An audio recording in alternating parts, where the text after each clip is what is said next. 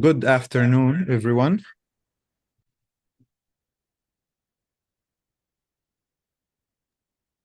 Good afternoon, everyone, and thank you so much for joining us today.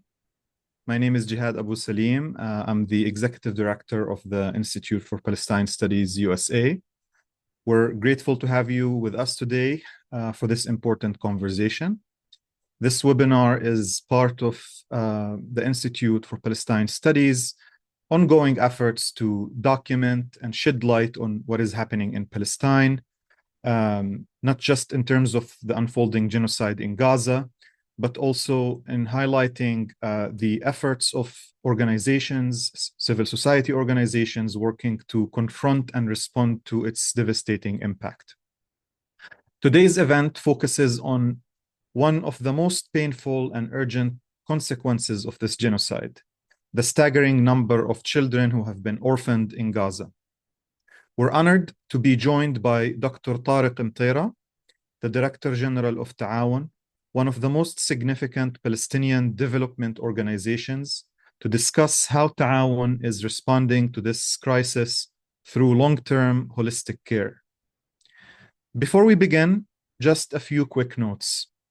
This event is being recorded and will also be live streamed on IPS's social media platforms shortly. So we'll give it just a few seconds as that process kicks in.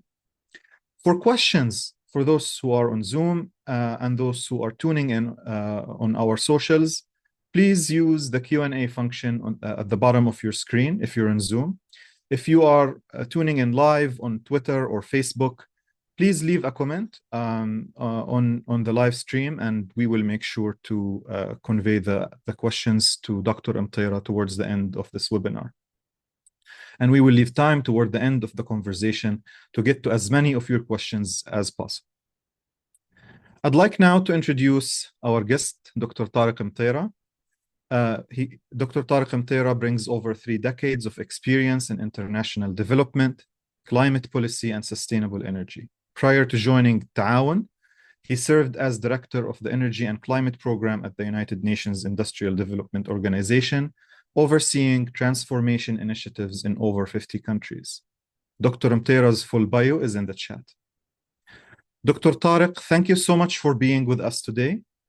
And let us begin our conversation with a broad look at the situation on the ground. What can you tell us about the scale of the orphan crisis in Gaza right now, and how Taawon is approaching this moment of mass loss and trauma, especially given that this is continuing and the genocide hasn't really paused yet? Thank you, Jihad, and good morning and good evening to all the listeners, wherever they are. And thanks to the Institute of Palestine Studies for hosting me on this topic and in this conversation. Diving into the subject immediately, Taawon historic engagement with the what I call war orphans is not new. We engaged on this topic in 2008 when there was, the war on Gaza, 2008, and there were almost 1,500 orphan child at that time. Then there was also the attack on 2014. There was also another 2,000 orphan child because of the war machinery. But what we're seeing today, since October 7th, 2023, is a scale of devastation unprecedented, probably not just in the context of Palestinian history, but also globally in any kind of war. And the population, the orphan population, is we still don't know all the numbers, but it's staggering. At the start of the war, what we did is we created a registration platform for families, parents, relatives that have lost the bread earner in the family so that they can register the orphans. And until today, we have 43,000 registration. in our platform. So that is basically registered cases for war orphan children. Now, what we did in Taawon, of course, we have not validated all these numbers. What we have started since the beginning of the program, providing services for is around 20,000 cases or orphan child in our system. But the numbers are beyond these 20,000 that we have. So we still have another 20,000 that we're trying to figure out where they are located, collect data on them, and verify the numbers. Of course, other actors in the humanitarian space in Gaza, like the UNICEF and others, are collecting data and trying to produce statistics, including the Ministry of Health and Social Work. So the estimates there is around 39,000, 40,000 orphan child. So this is relative to the population size. This is huge. This is probably in terms of also as a percentage.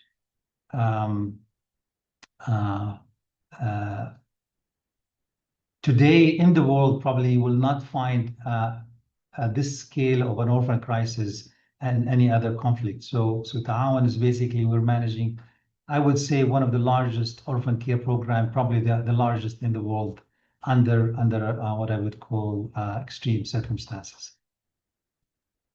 And this program, which is the Noor Gaza orphan care program, which Taawon recently launched, is the largest orphan care initiative to date in terms of your work, as you mentioned, but potentially globally. Could you tell us a little bit about the programs? What are the pillars of this program, and what makes it distinct, not in terms of the scale, but also like the type of intervention that it's doing on the ground? Oh, absolutely. I mean, the ecosystem in which we operate today is quite different. I mean, we're talking about first of all, ongoing occupation, but also unfolding genocide, as you mentioned. So, since we started working with orphan care, war orphan care programs in 2008, we understood that orphan children's, as a result of war and violence, is not enough just to give them material needs. That doesn't help them actually. So the classical method of providing kafala, as we say in Arabic, money, cash handout to parents and to not parents but caregivers is not sufficient. I think absolutely not sufficient. So what we moved is what we tried to experiment and deploy what's called a holistic care approach to orphan children that experienced violence. Violence was called the violence of war, of course, the constant violence of war, aggression, and insecurity that happens because of. But at the time when we did that in 2014 and 2008, still the remaining infrastructure that support life was still intact. The educational system was intact. Healthcare system was still functioning. There was not a blockade of the severity that we see today in Gaza. So the context we are seeing today is characterized by a threefold type of parameters that makes it extremely extreme. First of all, you have population and orphan children and their caretakers under constant bombardment. So violence is every day and every moment, and you don't know, a family might just be wiped out within the next 24 hours that under our program. So the constant violence. The second is the displacement, continuous displacement. the families we've been taking care of have, some of them have moved over 13 times. So a child, we've been trying to follow an orphan child in Gaza today. In our system, we have a location, but that child probably has moved 13 to 14 times during the last 2 years. And so imagine also how you want to deliver services to these children and take care of these children under these kind of circumstances. And the third parameter is the blockade that prevents, of course, access to any basic sort of needs that are essential, especially for those that with special needs, medical care, special needs, or war amputees, or of course, nutrition. I mean, many of the children, as we have seen, suffer from severe malnutrition because of the intentional starvation happening today in Gaza. And then a fourth parameter is that the other type of service supporting infrastructure, like let's say schooling or healthcare, all of that is destroyed. So imagine trying to deliver services under these circumstances. But nevertheless, we need to do it. I mean, we cannot just, for us, Noor and the orphan care program in all its component is fundamentally is an act of resistance. It's not only a humanitarian action. It's just, this is, for us, this is also, despite the eraser efforts and the genocidal war, we want our children to survive, thrive, and dream and hope, and so every effort is not only to support them is also to make a statement that these children will live and will survive despite all these challenges that they are experiencing. Of course, and this is definitely powerful and important and noble, given the scale of and intensity of this assault on Gaza, which is, as you mentioned, precedented in every metric, in terms of the devastation, the destruction, the killing, and so on. You mentioned some of the challenges that Taawon and the Noor program, face as they are, as you guys are providing support for orphans under the current circumstances. Could you elaborate more on how Taawon is navigating the logistical and psychological challenges of providing care in a war zone, in a genocide, and under siege? What type of, how do the members of the teams on the ground navigate that? How do they navigate the displacement you mentioned, that they have to be on the move? How do they deal with the continuous danger and the high likelihood of being targeted at any point? How do you navigate all of these challenges? Rightly said. I mean, it is a complex environment. However, I mean, we have learned from the previous programs, but with this one especially, what we did is we looked at the whole value chain of care. I mean, so as I mentioned, Noor is not just focused on delivering basic humanitarian services, but it's a holistic care program. So we looked at the whole value chain of care, and we built a network of partners on the ground, grassroots partners that we work with. The first thing we did is actually build robust data on the orphans in Gaza today. So every day we collect data on new orphans, existing orphans, where they are moving. So we have a comprehensive understanding of all the children that we under our care. When they move, also we try to track also their movement through the network of community-based organizations that we work with. And just to give you a sense on the demographics, so we tried also to map where are they located. I mean, from the numbers, we have close to sort of a majority in the central area because of what you see, what's happening to Gaza. So Khan Yunis, 24% of the cohorts are in Khan Yunis, 24% in the middle areas. We had just until 2 weeks ago close to 40% in the Gaza city and the region. And now many of these are just half of that population is moving south. So what we did is we worked with the community-based organization on the different pillars of the program. Some are related to just the basic needs in terms of food, food parcels, clothing, hygiene, supplies, where we work with them to deliver the services to those orphans and their families.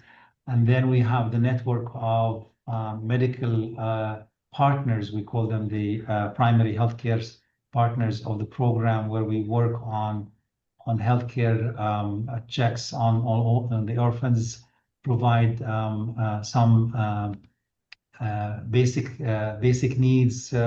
We are not at a stage where we would deal with complex cases of surgeries, but we do the referrals to the emergency medical care system that exists, what remains of it existing today. But there are, within that population of orphans, there are close to 1,000 cases where you either have hearing problems, have sight problems, challenges, physical challenges, some more injuries where you have also movement challenges. So all these cases, we have to also support and maintain some sort of a network of partners that where we follow up on these cases closely. Then the third part of the equation is the psychosocial and care support and mental support for these orphans. We insisted that this should be a core component of the program, even today under the current genocidal war, because the scale of trauma that is the children, and not only the children of Gaza, but the whole population is experiencing, is enormous. It's beyond comprehension. However, we believe that this is extremely important to really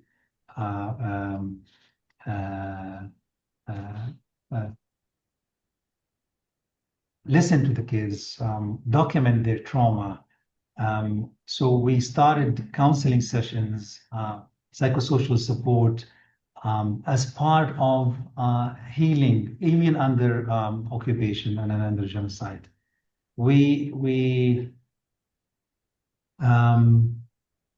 see this as also an opportunity, not an opportunity, but a necessity for every orphan child, through their testimony, through their counseling session, provide a testimony, provide a story that is, despite the attempt to annihilate us and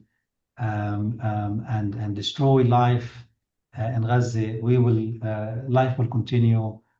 Children will learn, families will endure, and memory will outlast destruction. So that's why the psychosocial support part of the program is so essential in the current context, even. Of course, and as someone who I worked with children in the wake of the 2008-2009 aggression, and and that was, nothing compared to. It was devastating, but it was nothing compared to what people in Gaza are witnessing today. So I still remember how difficult those experiences were for children then. Before we continue our conversation, Dr. Tariq, we have a question from Hiba in the chat about whether this event will be recorded, saying that this is valuable information for documentation and to, build on everything that you are sharing with us. And the answer is yes. This event is recorded. It will be available on our Twitter page, on YouTube, and on all of our social media outlets. So you can rewatch after we conclude the event today, and share it with your circles and those who are interested in supporting work like the Noor initiative. Of course, Dr. Tariq, going back to the philosophy behind the program and its design, its vision, and the different approaches that it considers working on an issue like the orphans issue in a context like Gaza's, and in the Palestinian context in general, especially considering that Israel is not only dismantling physical structures in Gaza, but also dismantling society there as people know it. Israel is dismantling family bonds, social bonds, social connections and networks, institutions. So it's clear that what Israel is doing and why. The goal at the end is ethnic cleansing, expulsion, destruction of the Gaza Strip, and rendering it unlivable. But even before, a genocidal assault of this intensity, of this scale, working on and with orphans requires unique considerations on the part of those who do these interventions for social, religious, local, reasons and values. Could you just walk us through the philosophy behind the Noor program, especially what you describe as its holistic, long-term approach? What makes it unique in the Palestinian context and in the context of Gaza, and why is this intervention rooted in? How is it rooted in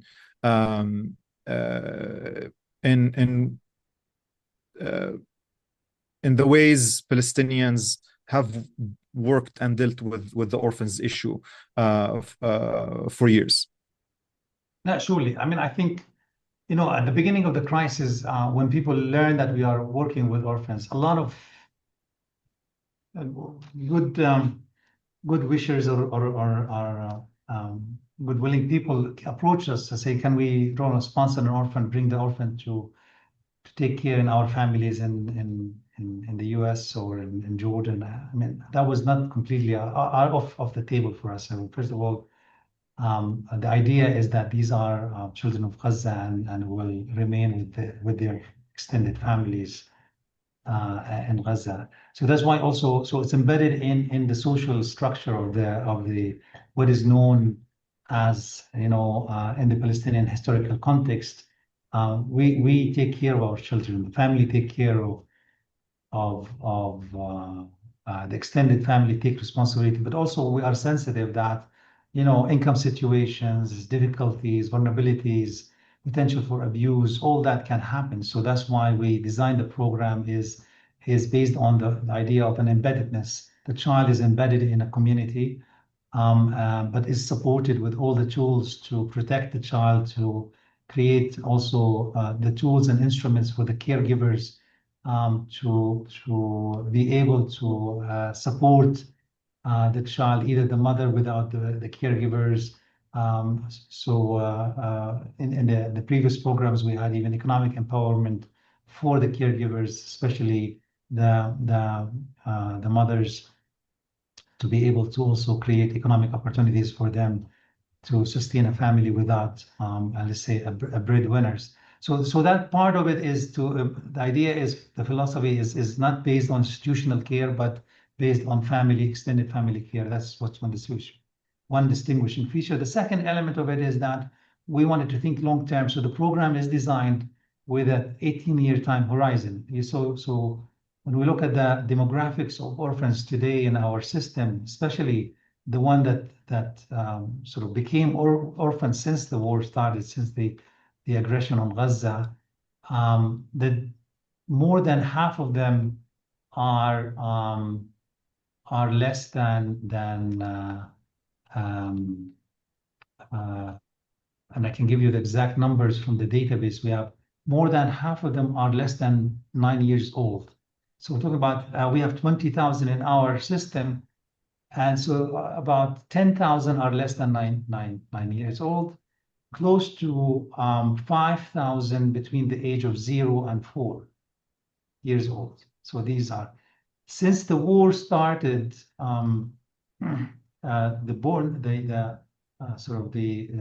born orphan under the current war, basically age 1 to 2 years, we have 2,200 cases. So these are children that born after October 7 either became orphaned because of the sort of the violence one of their parents or both parents experienced during the war, or born with one or both parents already dead. One of the parents already passed away. So these numbers show that sort of you need to think long term with this cohort of children. And so we want to build a care machinery or a care system, an ecosystem, a complete care ecosystem for population over a period of 18 years.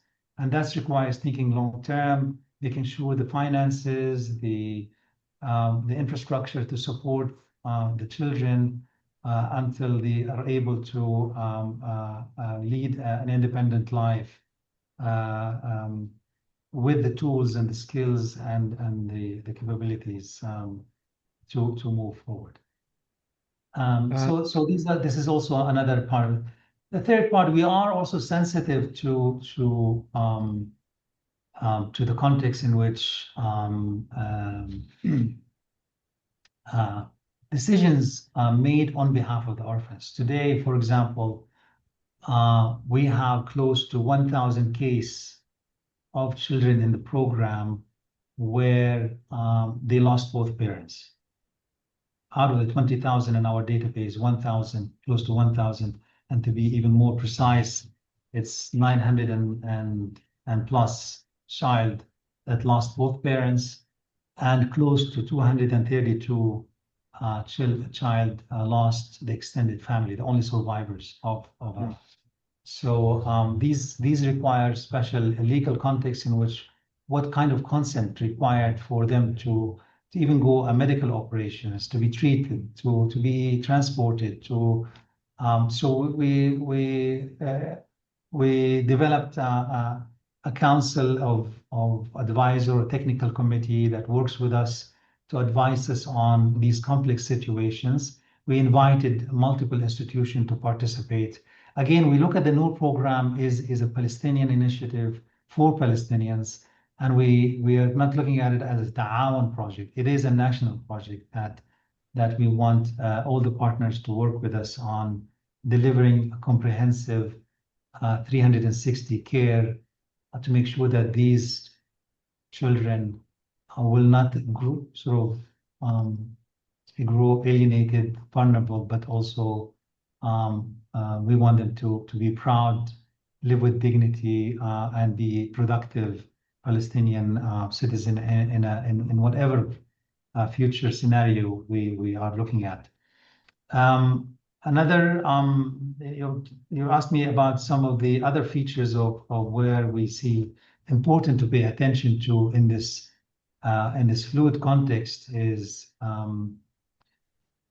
the data to make sure that information about the orphans is documented, their case, so we're building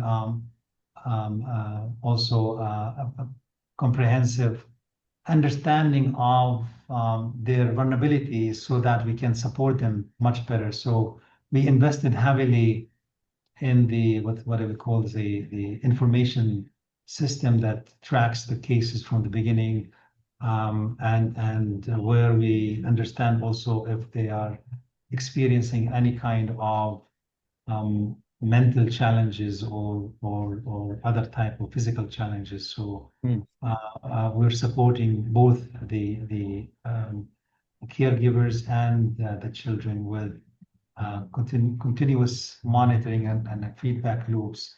And this is important for us to build a network of what we call social advisors or therapists that work at the grassroots level to really follow up these cases closely so that abuse, in any kind of society, these can happen. We want to prevent that.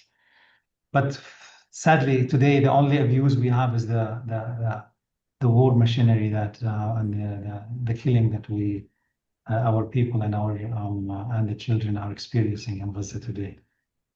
There is no doubt.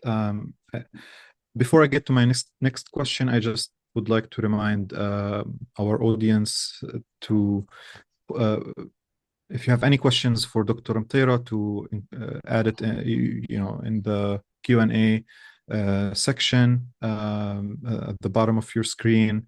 And I just want to also highlight that we have nearly 400 people tuning in on Twitter alone. So, just thank you all for joining today. And also, if you have any questions, just post them as replies to the live stream on Twitter, and we'll make sure to address them. Dr. Tareq, we spoke in general about the values, the philosophy, some of the operational aspects, but I would like to zoom in a little bit on the program itself. And if you could just walk us through the experience of a child who is enrolled or who joins the Noor program in Gaza. What kind of support do they receive upon, becoming under the care of the program? What does their day-to-day look like? I know there are different age groups and different, you mentioned there are different children with different cases. And finally, how does the program aim to restore a sense of dignity, stability, and hope? I know you mentioned the psychosocial support element. You mentioned the fact that the program does not separate the child from their social surrounding, from the social context of their families and community. But what does the day-to-day look like for the children? Do they stay in independent centers? Do they have special encampments? What type of facilities, and how are they surviving under the care of the Noor program? No, thanks.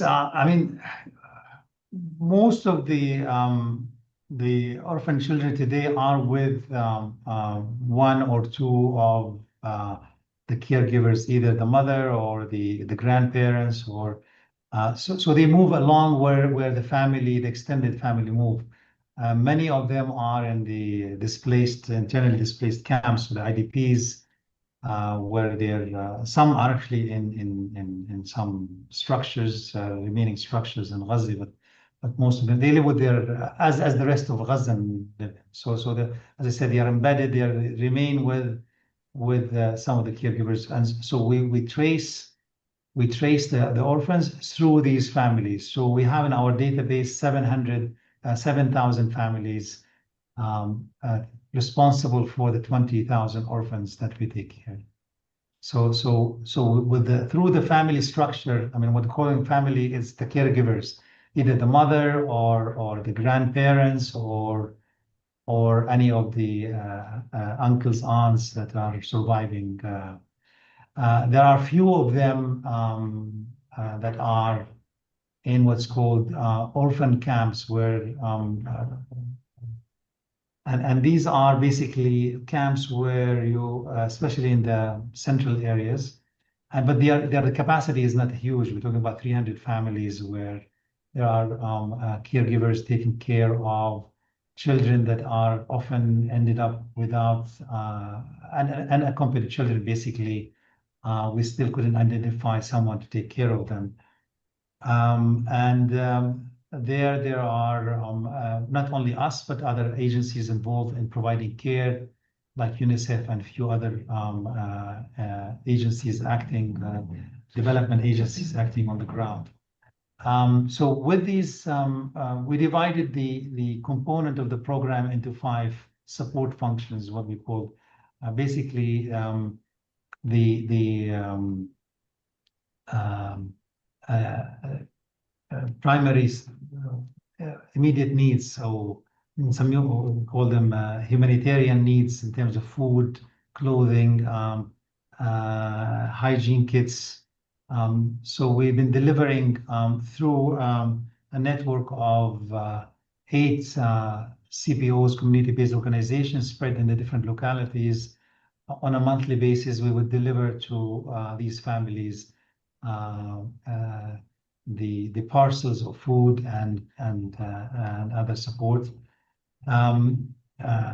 So far, we have managed to deliver close to over 60,000 what I call parcel of food to the families of these orphans.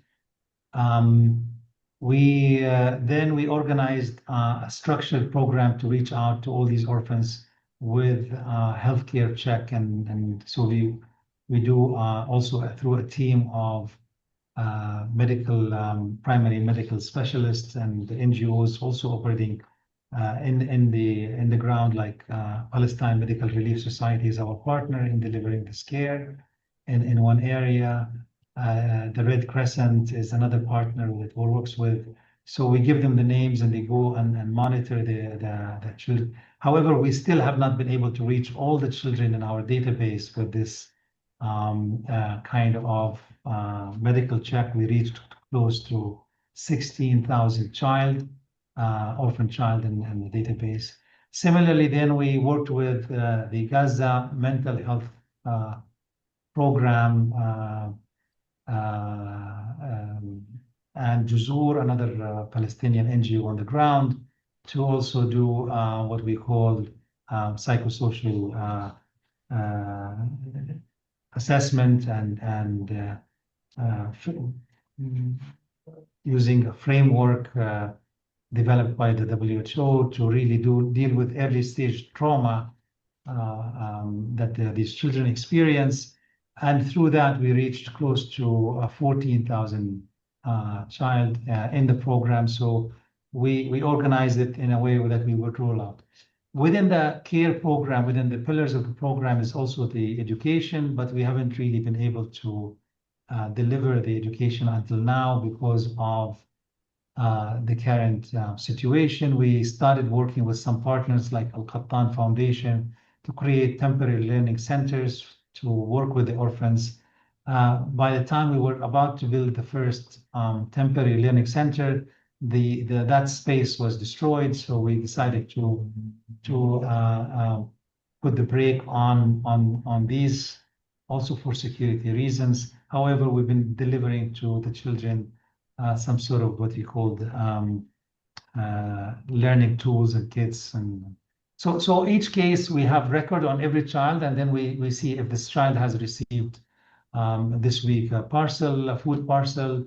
We go and interact with the family on the health check situation. We interact with the family on the psychosocial support situation.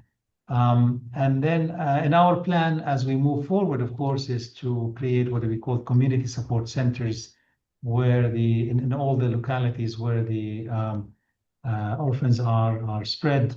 And these community support centers would be like a nodal points to deliver services, to interact with the families, to do counseling, to do also communal activities. So this is part of the program design, but we haven't, as you're aware, under the current circumstances, we cannot really deploy this in practice as people are constantly on the move and then there's no permanency in the current situation. Yeah, absolutely. Thank you so much, Dr. Emtairah, for this really informative and important conversation. I'd like now to turn to some questions from our audience. We'll take the next 15 minutes to address them. We have received several questions through the Q&A feature, and I'll begin by sharing one question actually in the chat from Khulud, who is asking about the fate of 68 orphans who were evacuated from Gaza to Bethlehem with the help of the German embassy through an organization called SOS Children's Villages. The question is if we know anything, if we have any information about these children, also who is responsible for following up on the situation of cases like this, kids who are evacuated from Gaza. I'm also aware of the case. These children were evacuated in the beginning of the aggression on Gaza. There were in the broader context of Gaza, there were three orphanages were operating, but they were not even operating at full capacity. The full capacity was around 2,000 orphaned, and in total between the three orphanages there were 500. So there was one in the south was completely destroyed. So most of these orphanages were destroyed, and the SOS village had a number in Gaza. So these were relocated to the village in Bethlehem, and they were well taken care of there and well provided for. And SOS Village has been quite responsive in terms of building a donor base to take care of them. So there's quite I would say, a well-supported infrastructure there for them. The worst scenario is the ones that are in Gaza today. There's currently, there is one case, a child in our program who was actually just 1 month into the war. She was identified. She was found in a completely destroyed structure, and then was taken to the hospital. 1 month old. The exact birthday was not known. No one could identify this. The nurse decided to take care of the child. The nurse in the hospital. It was in the Kuwaiti hospital.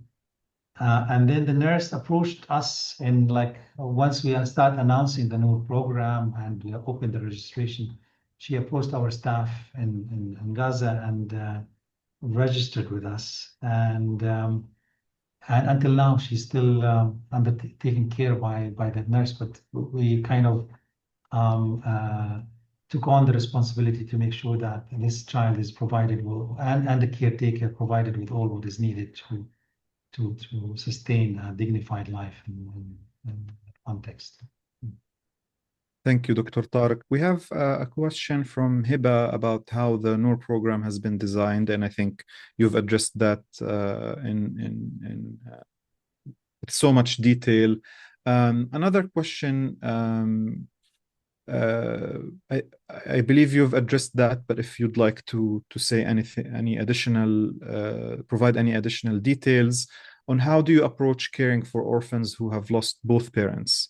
I know you mentioned that caretakers can extend to aunts, uncles, extended family members.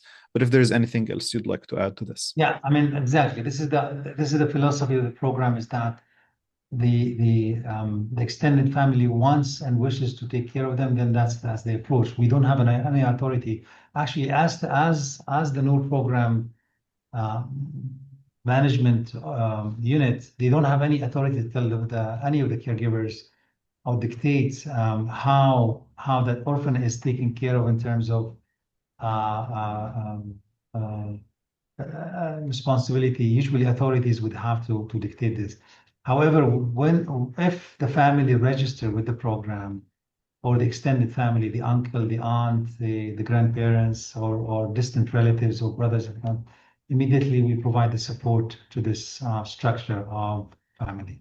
And so in that system, we have close, as I said, to 1,000 cases of orphan that lost both parents, where we interact through the الكفيل بالعربي بنسميه the caregiver. It could be Caregiver. the and then there is the specific cases that I mentioned, the 250 cases of only surviving child.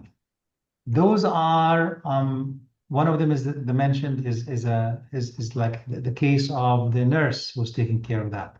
So some of them are living with the neighbors. Some of them are being taken care of by hospital staff.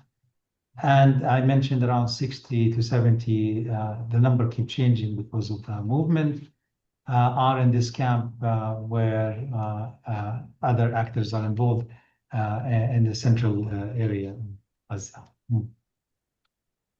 Thank you so much, Dr. Tareq. We have a question on whether you have any metrics you can share regarding the number of pediatric amputees among the orphans you are supporting. Yes, I do. I have basically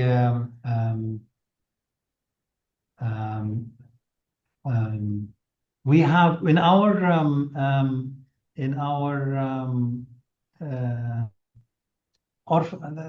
within the cohort of the program, we have 400 orphan child with physical handicap or physical disability induced by the conflict made possible. And so between and we have these 400 cases, what we call severe to medium to light disability. The severe disability is over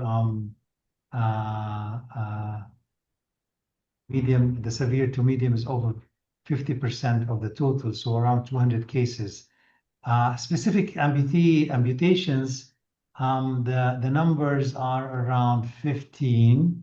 However, when we look at the total number of war amputations in Gaza, because we're doing another project in Taawon where we're looking at the care for war amputees, regardless of age, but also status, they are orphan or non-orphaned. So that program we've been actually today compiling and looking at the numbers. So there are close to 4,000 cases of war amputees in Gaza today. Over 50% of them, or close to 50% of them, are children below the age of 18. So that's a large also that these cases are just again because of war injuries that happened on them. Thank you so much. We have questions about what can people do, and I will address that shortly to Dr. Emtairah. Another question on the SOS Children villages, and I believe that you addressed that. And another question about the challenges faced in delivering services to the children, and I also believe you addressed that, Dr. Tareq, unless you would like to add anything else to the in describing the types of challenges faced by whether the caretakers or the partners or staff on the ground that you work with. I mean, surely. I mean, today the biggest challenge we face is the constant push by the Israeli army and the machinery, killing machinery to displacement. People are being displaced, and so the minute we start to find normality and provide services to the orphans, suddenly the family has to move.